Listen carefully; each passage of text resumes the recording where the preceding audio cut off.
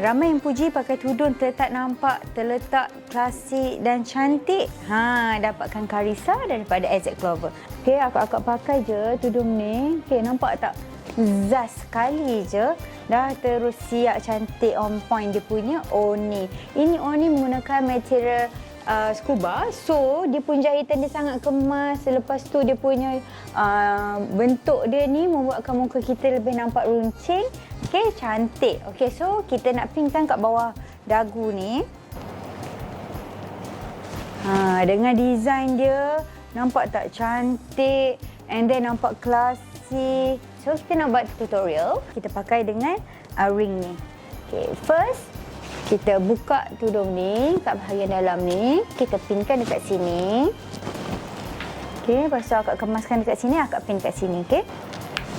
Tak siap lagi pun dah nampak cantik kan? Belum lagi, so kita tambah lagi aksesori kita menggunakan ring. Okey, lagi satu ni kita pakaikan. Okey, slowly kita tarik macam ni. And then nampak tak?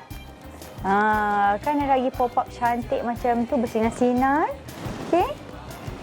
Kemaskan. Walaupun tak payah nak pin banyak-banyak pun, kita pin yang perlu je, tetap nampak cantik dan elegan. So jangan lupa dapatkan Carissa AZ Clover sekarang. Tekan button di bawah sebelum stok habis. Dapatkan sekarang.